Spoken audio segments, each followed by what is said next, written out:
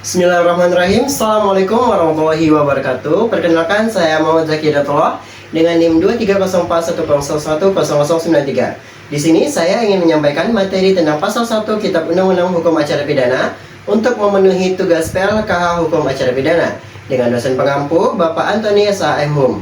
Langsung saja, yang pertama, upaya paksa adalah tindakan aparat penegak hukum berupa penetapan tersangka, penangkapan, penahanan, penggeledahan,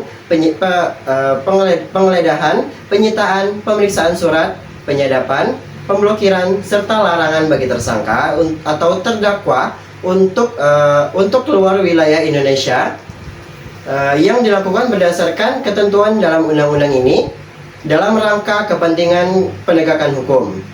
Lalu selanjutnya, putusan pemaafan hakim adalah pernyataan hakim yang diucapkan dalam sidang pengadilan terbuka yang menyatakan terdakwa terbukti bersalah, tetapi karena ringannya perbuatan, keadaan pribadi pelaku atau keadaan pada waktu dilakukan tindak pidana serta yang terjadi kemudian, hakim tidak menjatuhkan pidana atau tindakan dengan mempertimbangkan segi keadilan dan kemanusiaan. Baik, selanjutnya ialah keadilan restoratif.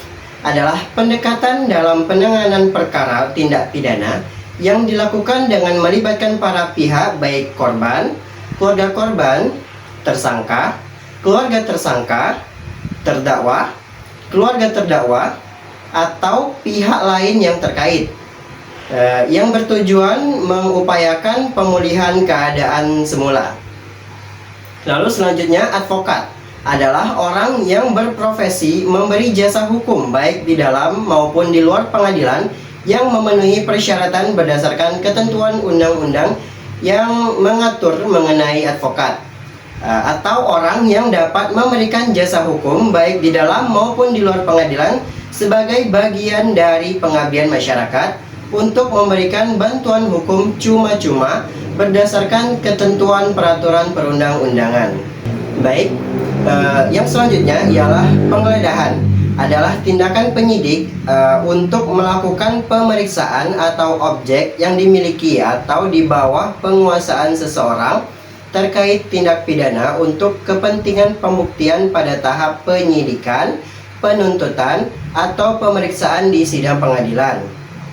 Lalu selanjutnya, penyadapan adalah kegiatan untuk memperoleh informasi pribadi yang dilakukan secara rahasia dalam penegakan hukum dengan cara mendengarkan, merekam, membelokkan, menghambat, mengubah, menyambungkan, memasang alat pada jaringan, memasang alat perekam secara tersembunyi, atau mencatat transmisi informasi elektronik atau dokumen elektronik dengan menggunakan jaringan kabel komunikasi, jaringan nirkabel, atau melalui jaringan sistem informasi elektronik internet. Yang selanjutnya ialah tertangkap tangan. Adalah tertangkapnya seseorang pada waktu A.